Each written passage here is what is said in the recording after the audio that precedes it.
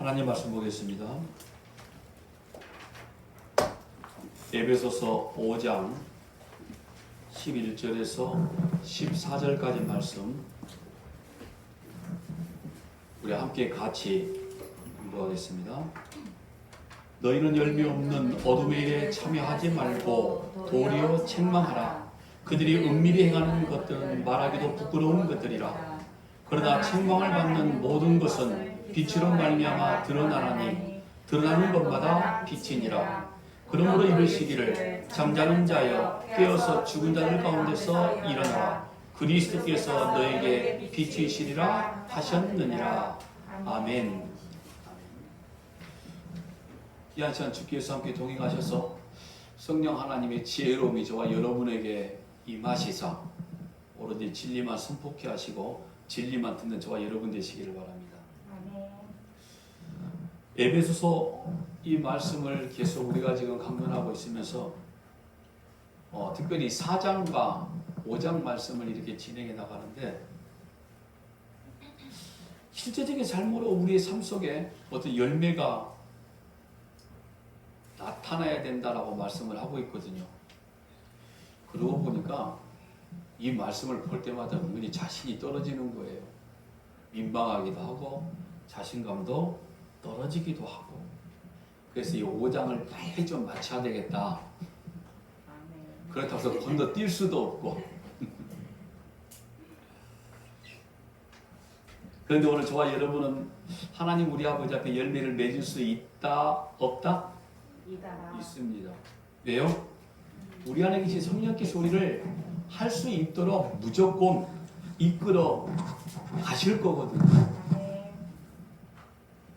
그래서 오늘 저와 여러분이 할 수 없음에도 불구하고 할 수 있다라고 이렇게 우리가 고백할 수 있는 겁니다. 더더욱이 왜 우리는 할 수 있다라고 이렇게 말하냐면 오늘 저와 여러분이 맺을 수 있는 건 열매라고 그랬죠. 그런데 세상은 일이라고 말했습니다. 일은 자기가 무언가 만들어내고 인위적으로 사람들 눈앞에 보여질 수 있는 걸 일이라고 표현하고 있고, 열매라는 것은 우리가 할 수 있는 게 아니라 성령께서 하시는 일이라고 그랬거든요. 그래서 우리는 할 수 없으되 우리와 함께 동행하신 성령께서 하시니 오늘도 저와 여러분이 하나님의 손에 붙잡힌 바 되어 있는 도구되어 열매를 맺을 수 있다라고 우리가 이렇게 자신 있게 말할 수 있다라는 겁니다. 오늘 저와 여러분은 어둠의 일을 만들어내는 존재가 아니라 하나님이 저와 여러분을 도구 삼아 성령의 열매를 맺을 수 있기 때문에 우리는 할 수 있다라고 이렇게 말씀할 수 있는 겁니다. 자, 오늘도 한번 이 말씀을 통해서 할 수 없는 죄인들이 할 수 있는 성령의 열매가 어떻게 또 이루어져 가는 것을 한번 보도록 하겠습니다. 오늘 11절 말씀 보니까 너희는 열매 없는 어둠의 일에 뭐라고 그랬죠? 참여하지 말고 도리어 책망하라 이렇게 말씀을 합니다. 열매 없는 어둠의 일, 즉 성령과 상관이 없는 너희들의 생각으로 너희들의 뜻으로 만들어내고 있는 그 인위적인 일들을 그 일 가운데 너희는 절대로 참여하지 말아라. 왜냐? 너희는 성령의 충만함 가운데 성령의 지혜로움으로 하나님의 말씀의 지시를 받는 자들이기 때문에 어둠의 일에 참여하면 안 된다고 말씀하고 있는 겁니다. 12절에서는 그리고 왜 우리가 어둠의 일에 참여하지 말아야 되는지 그것들을 뭐라고 말하고 있죠?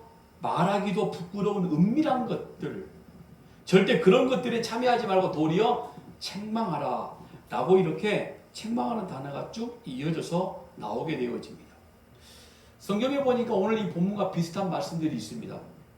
시편 1편 1절 말씀 보니까 복 있는 사람은 악인의 길을 쫓지 아니하며 죄인의 길에 서지 아니하며 오만한 자의 자리에 앉지 아니하고 라고 분명히 말씀을 하죠. 오늘 말씀과 사실 굉장히 같은 맥락을 가지고 있는 말씀이거든요. 시편 기자가 말하고 있는 이 복 있는 사람, 악인이라고 말씀하지만 곧 세상 사람들의 삶과 생각을 따라가면은 안 된다라고 이야기하고 있는 거죠. 그리고 복 있는 사람은 죄인의 길에 함께 서서도 안 된다라고 말씀하고 있고, 그리고 복 있는 사람은 세상 사람들과 함께 앉지도 않는다는 거. 여러분 사도 바울이 고린도전서 5장의 말씀 보니까 고린도 교회에 편지하기를 왜 너희 중에 더러운 일을 행하는 자들을 쫓아내지 않았느냐라고 굉장히 책망을 하고 있는 모습이 있습니다. 그게 고린도전서 5장 13절인데 외인들은 하나님이 판단하시려니와 이 악한 사람은 너희 중에 내어 쫓으라. 내어 쫓으라고 말씀하고 있죠. 내어 쫓으라. 자, 그러면 이 말씀은 어떻게 된 건지 한번 보실래요? 고린도전서 5장 9절에 10절입니다. 내가 너에게 쓴 것에 음행하는 자들을 사귀지 말라 하였거니와 이 말은 이 세상에 음행하는 자들이나 탐하는 자들과 토색하는 자들이나 우상 숭배하는 자들을 도무지 사귀지 말라 하는 것이 아니니 만일 그리하려면 세상 밖으로 나가야 할 것이니라. 이 말씀은 어떤 말씀이냐면 여러분 그런 사람들을 다 쫓아내면 너희가 차라리 세상 밖으로 나가야 될 것이 아니야? 그러니까 그런 사람들을 다 쫓아내버리면은 안 된다는 말씀인 거죠. 그러면은 시편 1편의 말씀이나 고린도전서 5장의 말씀이나 오늘 이 본문의 말씀은 이게 도대체 어떤 말씀인가? 책망하라, 쫓아버리라 말씀을 하셨고 또 이 고린도전서 5장의 말씀 보니까 쫓아내지 말아라, 쫓아내면 안 된다라고 이런 말이거든요. 여러분 성경을 이렇게 우리가 보다 보면은 읽다 보면은 이렇게 대칭되는 말씀들이 분명히 있단 말이에요. 제가 굳이 여러분들 설교를 할 때에 오늘 본문의 말씀만 가지고 그냥 쫓아내라, 책망해라 여기까지만 할 수도 있는데 또 어느 틈에 여러분들이 성경을 보다가 이건 뭐지? 쫓아내지 말라는 말씀인데 이런 생각이 들 것 같아서 미리 지금 말씀을 드리는 건데 여러분 성경에 보면은 이렇게 대칭되고 있는 말씀들이 은근히 많이 등장하고 있는데 사실은 우리가 조금만 더 관심 있게 보면 이 문자적으로만 보지 않냐고 전체적인 문장을 보고 그 장 전체를 보게 되면 충분히 이해가 될 수 있는 부분들이 굉장히 또 많이 있는 거거든요. 계시록에 가면은 이 기록된 말씀들이 굉장히 많이 있는데 빌립보서 먼저 2장 25절 말씀 한번 볼게요. 그러나 에바브로디도를 너에게 보내는 것이 필요한 줄로 생각하노니 그는 나의 형제요 함께 수고하고 함께 군사된 자요 너희 사자로 내가 쓸 것을 돕는 자라. 자, 디모데후서 2장 3절 말씀 볼게요. 너는 그리스도 예수의 좋은 병사로 나와 함께 고난을 받으라. 성경에 보면 이렇게 여러분 우리들을 향해서 그리스도의 군사 그리고 싸우는 자 이렇게 기록된 말씀들이 은근히 많이 있거든요.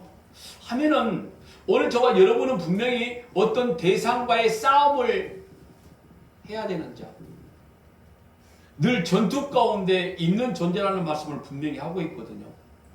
여러분 교회를 우리가 말할 때 눈에 보이는 유형교회와 보이지 않는 무형교회가 있습니다.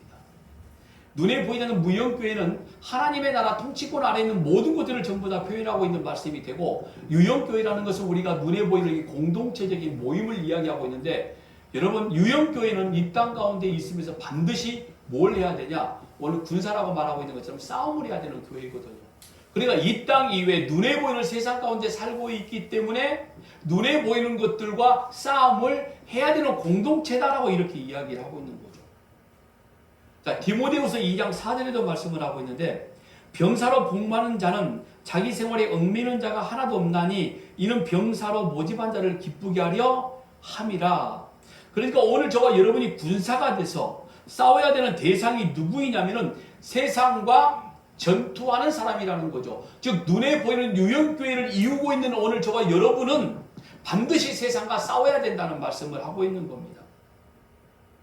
그럼 우리가 세상과 싸워야 되면은 우리가 어디에 있어야 되는 거죠? 세상에 있어야 되는 거죠. 그러면 오늘 이 본문의 말씀과 또 시편의 말씀과는 어떤 진리를 가지고 지금 말씀하고 있는 것일까? 한쪽에서는 악한 자들을 쫓아내고 사귀지 말라 이렇게 말하고 있고 또 성경을 또 꾸준히 이렇게 바라보니까 오늘 저와 여러분을 싸워야 될 군사요, 병사요 뭐 이렇게 지금 표현하고 있다는 말씀인 거죠. 그러면은 너희는 세상 밖으로 나가야 될 것인가 나가지 말아야 될 것인가? 굉장히 사실 이게 간단한 정답이 나와 있거든요. 오늘 저와 여러분이 하나님으로부터 받은 게 뭐냐면 구원, 즉 영생을 받은 거거든요. 그런데 여러분 그 영생은 유한한 세상들과 싸우는데 가장 강력한 무기가 이 영생이라는 겁니다. 그러니까 한마디로 오늘 저와 여러분이 이 땅에 싸우는 것은 이미 이겨놓은 싸움을 지금 하고 있는 존재라는 말씀을 드렸거든요. 왜요? 오늘 우리가 이미 영생을 소유한 자이기 때문에 세상과의 싸움에서 우리는 질래야 질 수 없는 이런 존재들이라는 겁니다. 그러니까 너희는 세상 사람들과 함께 세상과 살고 있되 그들의 생각이나 그들의 관습이나 그들의 습성을 따라가지 말고 그들에게 너희의 삶을 보여주어라.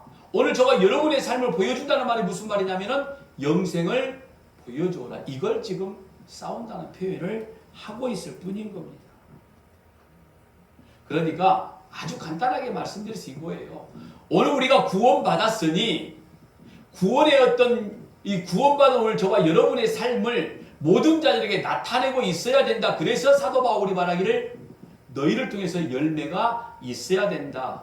즉 하나님의 나라의 열매가 너희를 통해서 분명히 나타날 수밖에 없다라는 거죠. 이걸 지금 싸운다는 표현으로 지금 성경에서 말하고 있다라는 겁니다. 그러니까 영생을 자랑해야 되는 거죠, 우리는.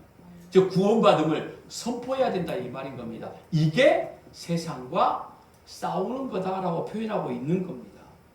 그런데 여러분, 예수님은 그들의 어두움의 일을, 즉 세상과 예수 그리스도가 싸웠는데 어떤 모습으로 싸우셨냐면 온유와 사랑과 십자가의 자기의 죽음으로 싸웠다는 거죠. 예수님의 싸움이었습니다. 여러분, 예수님을 따랐던 수많은 사람들 중에 예수님 당대의 남자들 중에 죄인들의 대명사, 그럼 세리였습니다. 여자들의 죄인들의 대명사 하면 창녀들이라고 성경에 말하고 있죠. 이런 사람들을 딱 죄인이라고 못을 박아놨거든요. 실제적으로 그들이 하고 있는 직업을 가지고 말하고 있는 게 아니라 죄인의 대명사격으로 이렇게 표현하고 있는데, 여러분 예수님 앞에서 세리였던 마태는 예수님을 예수님이 너 세리짓 하면 안 돼라고 말하지 않았습니다. 예수님은 마태를 그냥 불러내셨습니다. 예수님은 삭개오를 그냥 불러내시고 삭개오의 집에 거하신 뿐이었습니다. 근데 그들이 벗어내기 시작하다라는 거죠. 어떤 강력한 권고가 있지 않았음에도 불구하고 그들이 예수 그리스도를 바라보고 믿음으로 인해서 그들에게 임한 구원이 어떠한 것인가를 정확히 알았기 때문에, 이미 하나님이 그들을 통해서 하나님의 택한 자녀로 이미 이끄셨기 때문에 그들은 예수 그리스도의 구원의 빛을 바라보자마자 세리의 짓을 그만두었던 거죠. 자기가 토색한 모든 것들을 전부 다 내려놓을 수 있었다는 사실입니다.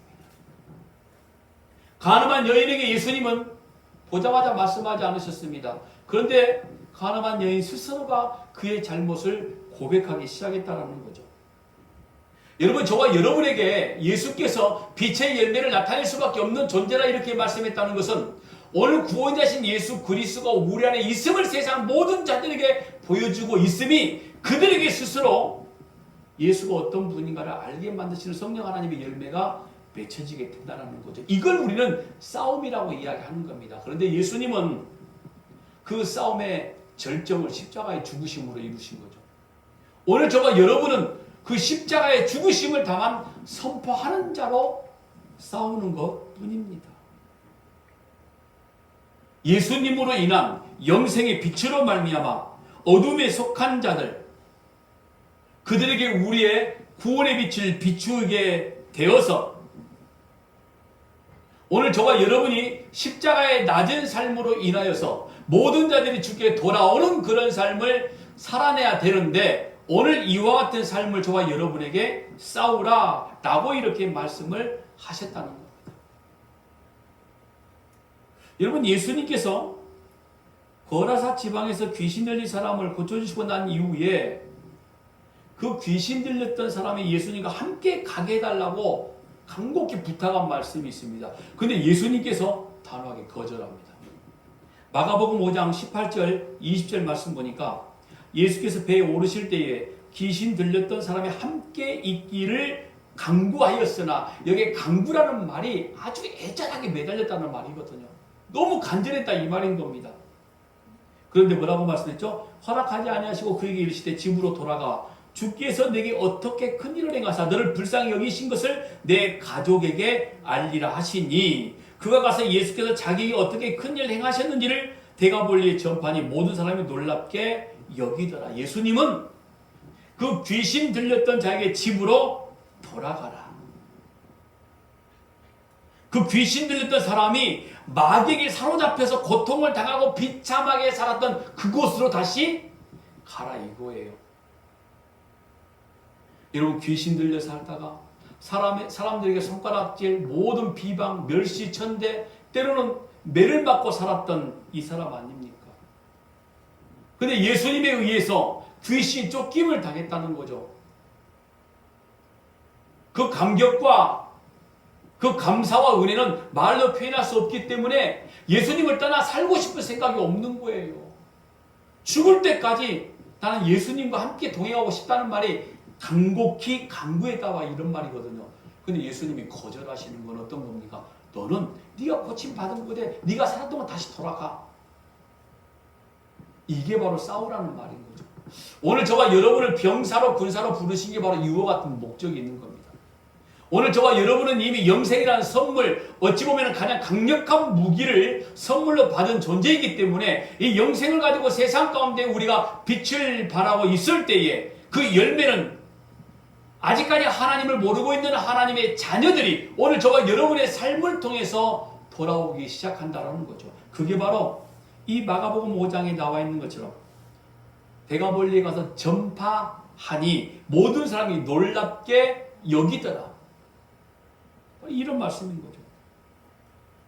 오늘 저와 여러분은 그렇게 세상 속에서 세상과 싸우며 우리를 구원하신 그 하나님의 사랑과 은혜를 모든 자들에게 보여줘야 되는, 오늘 저와 여러분의 삶으로, 오늘 저와 여러분의 입으로 전파해야 되는 이런 임무를 받은 자입니다.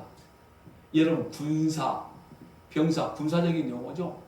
임무를 받은 존재라 이 말인 거죠. 임무를 받았다는 것은 책임을 가지고 있어야 된다라는 거죠.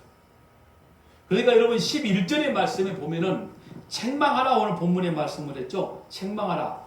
그런데 이 말씀, 우리가 책망하라 이런 말씀 우리가 쉽게 생각할 때 뭔가 혼내야 된다, 나무래야 된다, 뭐 이런 말로 우리가 이해를 할 수가 있는데, 그래서 이 책망하라 말이 무슨 말이냐면 엘렌, 반증하라, 증거로 납득시켜라, 저들의 잘못이 스스로 드러나도록 찾아내라 이런 말인 거죠.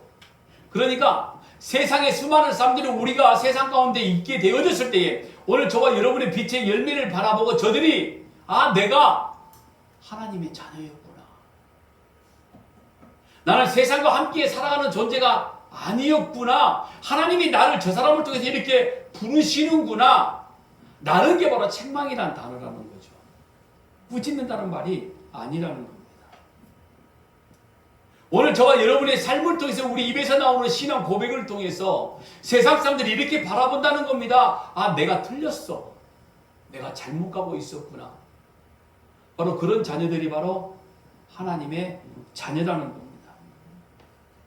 그러니까 세상 사람들은 오늘 저와 여러분의 삶을 통해서 자기들이 얼마나 추하고 더러운 죄 가운데 있는가를, 즉 인간의 본질을 찾아가야 되는 거예요. 즉 깨끗한 사람들을 바라보니까 자기가 더러움을 알게 돼야 된다는 것. 이게 바로 책망하다, 엘렌코라고 이렇게 쓴다는 겁니다.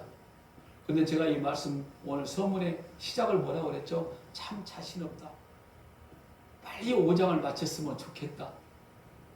과연 오늘 나의 모습을 바라보고 세상 사람들이 자기들의 죄를 발견할 만한 내가 지금 거룩함을 가까이 갖고 있는가? 과연 세상의 사람들이 교회라는 우리 공동체를 바라보고 우리가 죽은 존재였구나, 우리가 잘못 가고 있구나, 우리는 틀렸구나, 이런 걸 과연 볼 수 있을까? 그런데 뭐 세상은 우리를 보고 이렇게 판단하고 있다는 거 아십니까? 도대체 쟤들은 뭐하고 있는 거야? 저게 진짜 교회가 맞아? 물론 이들의 눈에 보이는 교회는 단순하게 세상 사람들이 말하고 있는 착함과 선함과 구지함을 가지고 말할 수도 있습니다. 그런데 제가 계속 말씀하고 있는 거 이거 아닙니까? 세상 사람들은 오늘 우리가 완전히 구별되기를 원하고 있습니다. 그런데 그들이 원하는 구별은 자기들과 완전히 같지 않는, 우리는 또 다른 이상을 가진 존재로 구별되기를 원하는 거죠. 저들이 진짜 하나님의 자녀 맞네? 자기들은 믿지 않으면서도 불구하고 하나님을 믿는 자녀들은 저런 삶을 살 수 있는 거야? 라고 보여지는 걸 원한다는 겁니다. 그 구별된 삶은 다른 게 아닙니다. 우리의 삶 속에 일어나고 있는 하나님을 향한 예배의 고백인 거죠. 오늘 이렇게 구별된 날 모여서 우리가 예배와 우리의 신앙의 고백을 하고 있는 이런 날을 통해서 세상 사람들은 우리를 구별된 존재라고 보는 겁니다. 자기들이 하고 있는 똑같은 일을 하고 있으면 절대로 구별이라고 보지를 않아요. 오늘 저와 여러분만 착하고 선한 일을 하고 있지는 않거든요. 차라리 여러분 믿지 않는 자들은 훨씬 더 착한 일, 선한 일 많이 하고 있잖아요. 뭐 눈에 보이는 사회복지? 우리들보다 믿지 않는 자들이 더 많이 하고 있을 수도 있습니다. 실제로는 이런 사회복지 관계 속에도 기독교인들이 훨씬 많은 건 사실이지만 우리가 모르는 가운데 그들이 훨씬 더 착한 일을 많이 할 수도 있다는 거죠. 여러분 이 말씀은 무슨 말씀 이해되시죠? 그들이 하고 있는 똑같은 일을 하고 있다고 그래서, 그들이 하고 있는 착한 일, 선한 일, 정의로운 일을 하고 우리가 있다고 그래서 결코 우리를 구별됨으로 바라보지는 않는다는 겁니다. 그들이 비록 우리를 욕하고 우리를 독선적이라고 이야기를 하고 있고 너희들은 굉장히 배타적이야라고 이야기를 하고 있다 할지라도 저들과 분명히 구별된 삶들이 우리 속에 이루어야 되는데 그게 바로 하나님을 향한 예배라는 겁니다. 우리 신앙의 고백을 드리는 이 시간이라는 거죠. 이걸 세상 사람들은 우리를 바라보고 저들에게 정말 열매가 있다라고 보여지는 게 왜요? 원래 죽음으로 가고 있는 진노의 자녀들은 지옥에 갈 수밖에 없는데 그 중에 하나님의 택한 자녀들은 우리의 모습을 통해서 하나님의 나라를 본단 말이에요. 그러니까 오늘 저와 여러분의 삶의 열매가, 성령의 열매가 증거되는 것은 누구를 이야기하는 거죠? 세상 가운데 있는 하나님의 택한 자녀들을 이야기하는 겁니다. 그들이 우리의 모습을 보고 내가 죄인이었지만 하나님의 자녀이었구나, 이걸 알고 온다는 거죠. 그걸 예수님이 직접 보여주신 게 뭐라고 그랬죠? 십자가의 죽으심이었고요. 이런 말씀을 통해서 우리가 착각하지 말아야 될 것은요, 단순히 바리새인들처럼 그들 앞에서 우리의 깨끗함과 우리의 어떤 거룩함이라고 표현하는 우월감을 보여주거나 죄에 대한 우리의 어떤 혐오감을 보여주는 것으로 우리의 구별됨을 나타내면 안 된다는 겁니다. 한 발 더 나아가서 그럼에도 불구하고 우리를 사랑하신 예수의 사랑으로 그들을 사랑하는 거죠. 그러면 그들이 가지고 있는 사랑과 우리들이 가지고 있는 사랑은 분명히 본질적으로 달라요. 이걸 보여주라는 거죠. 그걸 바라보면서 세상이 우리를 바라보는 시각이 달라지게 되어지고 그 가운데 하나님의 택한 자녀들이 예수 앞으로 돌아온다는 사실입니다. 여러분, 세상 사람들에게 하나님의 뜻을 따라 사는, 하나님의 은혜 가운데 살고 있는 사람들이 얼마나 행복한 삶을 살고 있는지 우리가 보여줘야 될 의무가 있는 존재들입니다. 사람들이 말하고 있는 행복이라는 목적과 우리들이 말하고 있는 행복은 분명히 다른 겁니다. 우리들이 말하고 있는 행복은 예수 그리스도의 십자가가 진짜 행복인 거죠. 그러니까 성경 우리가 한 단어로 말한다고 그러면 이거 아닙니까? 하나님을 사랑하고 내 이웃을 내 몸처럼 사랑하게 되어지는 거 아닙니까? 이걸 지금 말씀하고 있는 거예요. 여러분, 그 사랑은 단순한 인간적인 사랑이 아니라 십자가의 구별된 사랑 아닙니까? 십자가의 사랑만이 세상을 진짜 사랑할 수 있는 것이지, 그게 바로 하나님의 사랑을 받는 자의 사랑의 결과물인 것이지, 세상에 하고 있는 사랑과는 우리는 전혀 다른 사랑을 하고 있다라는 말씀을 하고 있는 겁니다. 그런 삶을 통해서 나 같은 자를 하나님이 사랑하셨구나 하고 돌아오게 된다라는 거죠. 여러분, 그리고 13절 말씀에 사도 바울은 이렇게 말합니다. 그러게 책망을 받은 것들은 전부 다 빛이 된다는 말씀이에요. 책망을 받은 것들은 전부 다 빛이 된다. 오늘 13절 말씀 볼까요? 그러나 책망을 받는 모든 것이 빛으로 나타나나니 나타나는 것마다 다 빛이니라. 사실 이 말씀도 굉장히 고민이 되는 말씀이었어요. 정말 우리의 삶에 의해 책망을 받은 모든 사람들이 빛으로 변하게 되어질까? 바로 이런 말이거든요. 아니 수십 년 동안 설교를 듣고 있는 직분은 권사님도 안 변하는데, 우리 권사님들 계시니까 없는 사람 이야기합시다. 하나님의 말씀을 수십 년 넘게 듣고 있는 장로도 안 변하는데, 아니 세상에 우리의 빛을 받아 그들이 빛이 된다고? 솔직히 우리의 경험상 이건 아닌 거죠? 우리의 경험상 이건 무슨 말이냐면은, 나도 하나님의 말씀 가운데 있고 내가 하나님의 말씀을 들었는데 1년이든 10년이든 50년 들었는데, 아니 나도 지금 변하지 않고 있는데 어떻게 세상이 변할까? 이 말씀인 겁니다. 본문에 나와 있는 우리의 삶을 통해 책망을 받고 빛으로 돌아서게 되는 사람들이 과연 누구일까? 바로 하나님이 만세전에 선택해 놓으신 하나님의 자녀들이라는 걸 정확히 이야기하고 있는 거죠. 근데 아무나 빛이 되는 건 아니죠. 오늘 저와 여러분의 빛을 받은 자, 그러니까 같은 동질의 것들을 갖고 있는 자. 여러분, 십자가의 사랑을 우리가 외쳤을 때에 그 십자가의 사랑이 내가 나를 포기하고 내가 죽어지는 부정적인 이런 죽음을 가지고 있다는 걸 아는 자들은 세상에 아무도 없습니다. 오늘 우리만 알고 있는 거죠. 왜 우리가 손해를 봐야 돼? 왜 내가 피해를 당해야 돼? 근데 우리는 그 피해와 손해 가운데 뭘 바라보게 되냐면은, 예수 그리스도의 사랑이 내 안에 있으니 내가 때로는 죽을 수밖에 없는 존재이구나, 이걸 나타내주고 있는 거거든요. 이걸 알 수 있는 사람은 같은 동질의 성질을 가지고 있는 사람들만 알 수 있는 거죠. 끌어당기는 힘이 있는 거죠. 누구죠? 하나님의 만세전에 선택한 자녀. 그러니까 여러분, 우리의 열매는 이 땅에 있는 모든 자들을 위한 열매가 아니라 누구를 위함인 것이죠? 하나님의 사람을 위한 거예요. 그래서 세상 사람들이 우리를 뭐라고 욕하냐면은, 너희들은 배타적이야, 독선적이야, 어떻게 너희들만 천국에 가? 우리들이 인생 잘 살면 천국에 가지, 갈 수 있지 않겠어? 근데 아니라는 이 말을 지금 아니라는 이런 말씀을 지금 오늘 말씀에서 하고 있는 겁니다.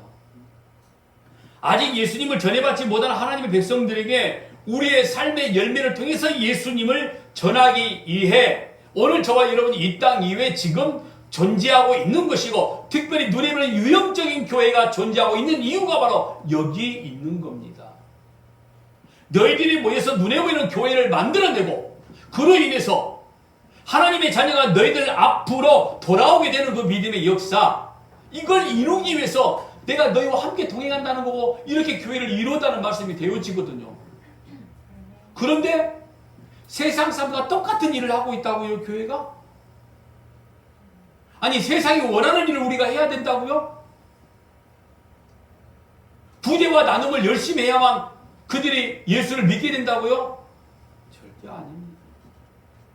하나님의 사랑을 나눠야 되는 거죠. 그게 어떤 거라고 그러죠? 십자가의 사랑이라 이런 말인 겁니다. 그러니까 내가 죽고 사랑해주고 용서해주고 인내해주고 섬겨줌으로써 그들이 하나님께 돌아오게 되는 그 예수님의 삶에 정확하게 우리의 삶에 그들을 동참시켜 주는 것, 같은 걸 전해야만 가능한 일인 겁니다. 그게 바로 세상을 책망한다는 말씀이 되어지는 거죠. 이걸 다른 말로 우리는 전도라고 이야기합니다. 왜 전도라고 말하는지 아십니까? 고린도전서 1장 21절에 전도를 뭐라고 표현하고 있죠? 하나님의 지혜에 있어서는 이 세상이 자기 지혜로 하나님을 알지 못하므로 하나님께서 전도에 미련한 것으로 믿는 자들을 구원하시기를 기뻐하셨도다. 자, 우리는 일반적으로 이렇게 편하게 말합니다. 전도를 왜요? 왜 하는 거죠? 믿지 않는 자들, 불신자들에게 복음을 선포해서 그들이 죽게 돌아오는 것, 이걸 우리가 전도라고 이야기한다는 이 말인 겁니다. 근데 성경에서는 그렇게 말하고 있지 않다는 거죠. 뭐라고 말하고 있죠? 믿는 자들을 구원하신다는 거 아닙니까? 뭘 써서요? 전도로. 이게 전도예요, 여러분.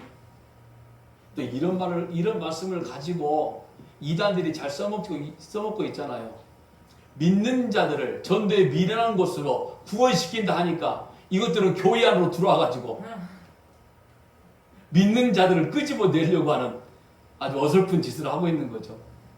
이 말씀은 이거 무슨 말씀인지 아시죠? 지금까지 해왔던 말씀인 겁니다. 하나님은 하나님의 자녀들을 부르시기를 원하십니다. 원래 세상 가운데 던져진 자들 하나님이 원치 않으십니다. 그래서 오늘 저와 여러분을 먼저 이끌어내서 그리고 오늘 저와 여러분의 삶의 열매를 통해서 이제 그들이 빛이 무엇인지를 십자가의 구속의 사랑이 어떤 건지를 깨달아 알게 만드셔서 그들이 바로 돌아오게 만드신다는 거 아닙니까? 여러분, 우리가 빛이 되어 바르게 살고 하나님의 말씀을 따라 열매를 맺는 이런 삶을 살게 됨으로 인해서 세상을 책망하는 것, 사실 우리의 구원의 조건도 아닙니다. 그건 오늘 저와 여러분이 하나님의 자녀라 확인 도장인 거죠. 그런데 이것도 사실 우리가 안 하고 있는 게 참 답답한 거죠. 오늘 저와 여러분의 삶을 통해서 마땅히 십자가의 사랑이 증거돼야 되는 겁니다. 잘 들어보세요. 오늘 저와 여러분은 세상을 책망하는 자로 살아낼 수밖에 없다는 말인 거예요. 세상을 책망할 수 없는 존재. 자, 예수님께서 율법을 하나로 말씀하셨죠. 아시죠? 하나님을 사랑하고 내 이웃을 내 몸처럼 사랑하라. 자, 마태복음 22장 34절에 40절까지 말씀 보니까 예수께서 사두개인들로 대답할 수 없게 하셨다함을 바리새인들이 듣고 모였는데 그 중에 한 율법사가 예수를 시험하여 묻되 선생님, 율법 중에서 어느 계명이 크니까? 예수께서 이르시되 내 마음을 다하고 목숨을 다하고 뜻을 다하여 주 너의 하나님을 사랑하라 하셨으니 이것이 크고 첫째 되는 계명이요 둘째도 그와 같으니 내 이웃을 내 자신같이 사랑하라 하셨으니 이 두 계명이 온 율법과 선지자의 강령이니라. 여러분, 그러니까 성경에서 오늘 저와 여러분에게 요구되고 있는 모든 빛의 삶은 전부 어떤 걸로 요약되고 있는 거죠? 하나님을 사랑하고 내 이웃을 사랑하는 것으로 결론되고 있는 겁니다. 자, 그런데 우리가 하나님 사랑, 이웃 사랑으로 결론내고 있는 율법을 어떻게 지키느냐? 이 율법의 결론인데 이게 문제인 거죠. 질문 한번 해볼까요? 이걸 우리가 지킬까요? 지키지 못할까요? 은근히 지금 대답하기 곤란한 거죠. 이미 처음부터 제가 살짝 여러분들 헷갈리게 만들어 놨거든요. 그래봤자 50%인데 한번 해보시지. 지켜낼 수 있습니다. 보세요. 우리가 어떻게 지켜내는지. 여러분, 구약에서 믿는 자들의 표시가 어떤 거였죠? 할례 받은 거였습니다. 그러니까 구원받은 하나님의 백성들에게 주어지는 표식이 뭐냐면은 할례를 행했다는 말이죠. 자, 이 할례와 안식일의 기준도 거의 같은 겁니다. 출애굽기 20장 8절에 11절 말씀과 이 신명기서 5장 12절에 15절 말씀이 거의 같은 내용입니다. 별로 틀리지 않아요. 한번 읽어볼게요. 내 하나님 여호와가 내게 명령한 대로 안식일을 지켜 거룩하게 하라. 엿새 동안에 힘써 내 모든 일을 행할 것이나 일곱째 날은 내 하나님 여호와의 안식일인즉 너나 내 아들이나 내 딸이나 내 남종이나 내 여종이나 내 소나 내 낙이나 내 모든 가축이나 내 문 안에 유하는 객이라도 아무 일도 하지 못하게 하고 내 남종이나 내 여종에게 너같이 안식하게 할지니라. 15절에 같이 한번 읽어볼까요? 시작. 너는 기억하라. 내가 애굽 땅에서 종이 되었더니 내 하나님 여호와가 강한 손과 편팔로 거기서 너를 인도하여 내었나니 그러므로 내 하나님 여호와가 내게 명령하여 안식일을 지키라 하느니라. 보세요. 너희가 안식일을 열심히 지키면, 즉 간단하게 율법을 다 지키면 내가 애굽에서 건져내 줄 것이니 라고 말씀하지 않으셨습니다. 너희는 이미 애굽에서 구원을 받은 자이니 안식일을 지켜라. 바로 이런 말씀인 거죠. 자, 애굽에서는 여러분 이스라엘이 노예였기 때문에 자유롭게 쉴 수가 없었습니다. 하나님께 지금 나아가지 못했다는 거죠. 그런데 하나님께서 그들을 안식을 주시기 위해서 노예였던 그들을 애굽에서 이끌어내셔서 이제 너희가 자유롭게 되었으니 안식일을 지켜라 이런 말인 겁니다. 그러니까 우리가 주일을 예배를 드리는 거 안식일을 지킨다는 표현을 한번 해볼게요. 이게 우리의 족쇄나 힘들게 만드는 조건이 아니라 자유로움 가운데 이루어진 신앙 고백이 되어지는 것. 이게 주일입니다. 그러니까 우리가 이 주일을 우리가 표현할 때 주일을 지켜야 되면 어떤 막 강박관념, 얽매임 여기 있으면 안 되는 거예요. 이런 개념은 바로 구원받지 못한 자들이 안식일을 지키고자 하는 얽매임인 거거든요. 그럼 우리가 주일을 지키는 굉장히 자유로운 거죠. 왜요? 이미 구원받은 자이기 때문에 자유로움 속에 이루어진 기쁨의 고백이 바로 이 주일이라는 겁니다. 그런데 이상하게 아침에 눈을 뜨기가 힘든 거죠. 그게 문제가 되기도 하고요. 더더욱이 우리 숨기의 교인들은 다들 멀리 있다 보니까 참 고민스럽겠다라는 생각도 드는데, 여러분 주일의 개념 바로 이와 같은 겁니다. 그래서 율법의 개념이 이런 거죠.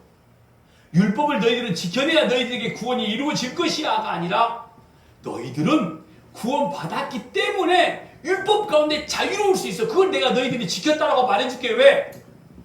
예수가 전부 다 이루어버렸거든. 바로 이와 같은 말씀이거든요. 그러니까 이거죠. 율법을 주신 정확한 의미는 어떤 거냐면은 너희들은 이미 나의 말대로 다 율법을 다 지켰어. 이렇게 선포된 거예요. 이게 법적인 선포인 겁니다. 자신 없죠. 사실은 우리 율법 지키지 못했잖아요. 율법에 나와 있는 조문의 모든 조항들 우리가 지켜냈나요? 아니잖아요. 근데 자신 있게 우리가 이렇게 아주 당당히 말할 수 있는 건 어떤 겁니까? 예수님이 지키셨다는 거예요. 이걸 우리가 자유라고 이야기하는 겁니다. 이게 진리 안에 자유라고 이야기하는 거죠. 이게 우리의 모습을 보면 안 되는 거죠.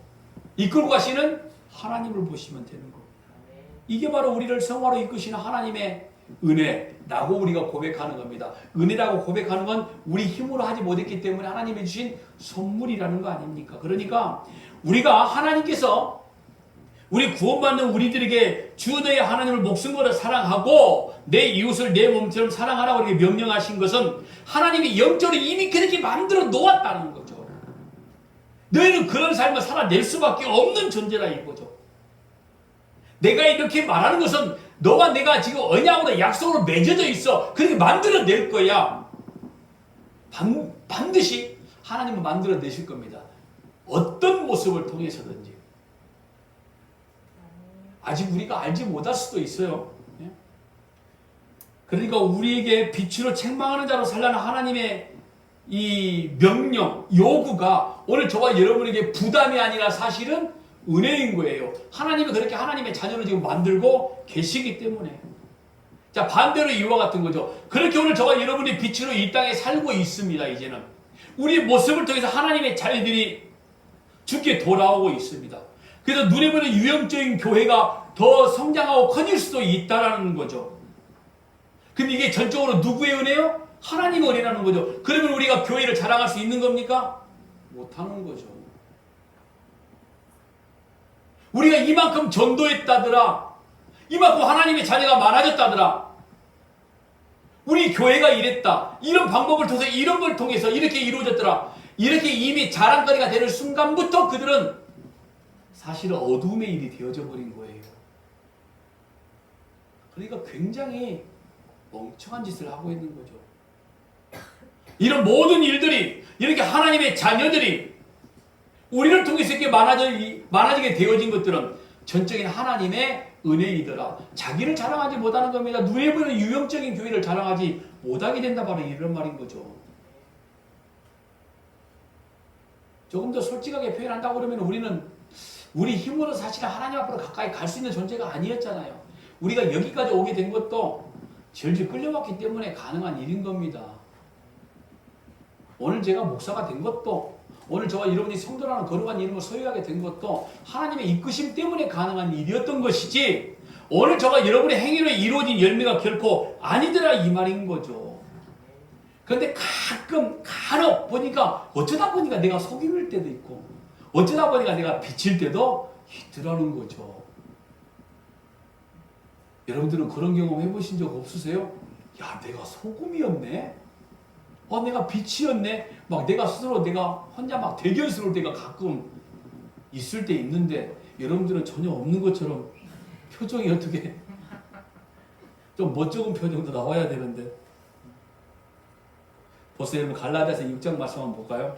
13절에 14절 말씀 보니까 할례를 받은 그들이라도 스스로 율법은 지키지 아니하고. 자, 할례를 받은 그들이라도, 이 할례를 받은 게 어떤 존재라고 그랬죠? 구원받은 믿음의 표시였단 말이죠. 그런데 할례를 받은 그들이라도 스스로 율법은 지키지 아니하고 너에게 할례를 받게 하려 하는 것은 그들이 너의 육체로 자랑하게 함이라. 그러나 내게는 우리 주 예수 그리스도의 십자가 외에 결코 자랑할 것이 없으니 그리스도로 말미암아 세상이 나를 대하여 십자가에 못 박히고 내가 또한 세상을 대하여 그러하니라. 그러니까 우리는 절대 우리의 행위나 공로를 자랑할 수 없다라는 말씀인 겁니다. 우리의 삶은 내가 만들어내는 것이 아니라 하나님께서 만들어가고 계시기 때문이라는 거죠. 그러니까 지금 에베소 이런 4장 이후에 하나님은 우리에게 빛의 자녀답게 살라고 계속 반복하고 또 강조하고 계속 요구하고 있는데 그 요구는 전부 어떤 거냐면은 너희는 먼저 하나님을 사랑하고 내 이웃을 사랑하라 라고 요약이 딱 되어진 것 동시에 이것이 바로 전부다 라고 이야기를 하고 있는 겁니다. 그러니까 우리는 반드시 어떤 사람으로 지어져 가게 되는 겁니까? 내가 만들어내는 이런 존재가 아니라 내가 아닌 다른 존재, 하나님과 다른 이웃을 이롭게 만드는 이런 존재로 만들어가자 가는 거예요, 지금. 실제로 우리가 이웃을 위해서 뭔가 하고 있지 않는 것처럼 보여진단 말이죠. 그런데 하나님은 그렇게 이끌어 가고 계신다는 겁니다. 우리가 알 수 없는 순간에도. 하나님은 나를 통해서 하나님의 나라가 나타나고 보여지고 있다라는 거예요. 제 이야기를 잠깐 하면요. 지금 곧 100세가 되시는 저희 외삼촌 한 분이 야, 인생에 살면서 사람은 인생 가운데 한 3번은 변한다더니 저를 보고 하는 소리였어요.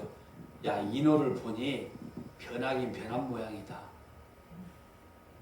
제가 믿는 하나님이 확실히 있다더라. 있는 것 같구나. 그리고 자기 아들이 믿는 하나님을 인정해 주기 시작을 했어요. 할머니 제삿날 제사상을 싹 그 아들이 뒤엎고 저 아버지 제사 안 지냅니다. 제가 지금 교회를 다니고 예수를 믿습니다. 그 한마디에 초토화가 됐는데 그 말에 고개를 끄덕끄덕 하더라 이 말인 거죠. 그럼 그분이 지금 교회를 다닐 것 같죠? 왠지 안 믿어요 아직도. 아직도 안 다녀요. 제가 그 외삼촌과 며칠 전 통화를 했거든요. 몸이 아프고 힘들어서 돌아가실 날짜가 다 된 것 같다 스스로 판단하시고 고기를 지금 끊으셨어요. 염려가 되니까 전화 한번 해줬으면 좋겠다. 저희 어머니가 말씀하셔서 전화를 드렸더니 아직은 돌아가실 때가 아닌 것 같아요. 제가 그랬거든요.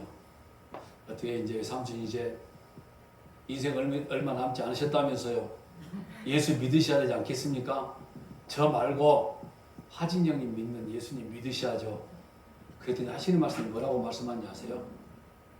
내가 너무 그러니까 존경했던 저희 외할머니 우리 어머니가 예수 믿지 않고 돌아가셨기 때문에 그분 있는 대로 가고 싶대요. 기가 막히죠? 저는 아직까지 그런 여자를 본 적이 없습니다. 결국엔 지옥 가겠다 이런 말인 거잖아요. 너나 잘 믿어라. 결국 이런 말이었어요. 결국에는. 세상 사람들에게 오늘 저와 여러분의 삶의 모습이 비춰질 때에 과연 정말 예수가 있구나. 억지로 끄집고 오지 않아도 된다니까요. 보여주면 되는 겁니다. 하나님의 말씀이 진리가 진짜 선포되고 있구나 라는 걸 보여주면 되는 거 아닙니까? 오늘 저와 여러분의 삶의 고백을 통해서 말입니다. 오늘 저와 여러분을 예수께서 너희는 세상의 빛이다 소금이다 라고 이렇게 말씀했다는 것은 어떤 거냐면 너희는 세상을 향해서 책망을 해야 되는 존재야 라고 말씀하고 있다는 겁니다. 빛이 되어라 소금이 되어라가 아니었다는 거 너무 잘 아시잖아요. 이미 빛이었고 우리는 이미 소금이었습니다. 오늘 저와 여러분을 통해서 세상에 썩어지면 당연히 보여질 수밖에 없고 세상에 더러움의 냄새가 당연히 날 수밖에 없는 겁니다. 우리를 통해서 말이에요. 이런 빛과 소금은 나를 위해 살아가는 게 아니라 빛과 소금의 역할이 뭡니까? 다른 존재들을 위해서, 다른 존재의 유익을 위해서 존재하고 있는 거거든요. 그러니까 우리의 삶을 통해서 빛의 역사가 반드시 보여져야 된다라는 겁니다. 오늘도 세상을 향하여 담대히 책망하는 저와 여러분 되시기를 바랍니다. 우리의 삶 속에 이루어진 복된 그 예배를 통해서 하나님의 자녀답게 살아내고 있다라는 모든 것들을 다 보여주는 저와 여러분 되시길 바랍니다. 예수 믿고 무언가만 이루어 보자가 아니라 진리 가운데 있는 내가 죽어야 됨을, 그래야만 내가 하나님을 사랑하는 믿음의 결과이고 그 결과가 눈에 보는 세상 가운데 보여주는 이웃사랑으로 이루어진다더라. 이걸 보여주는 오늘 저와 여러분 되시길 주의 이름으로 간절히 부탁합니다. 기도하겠습니다.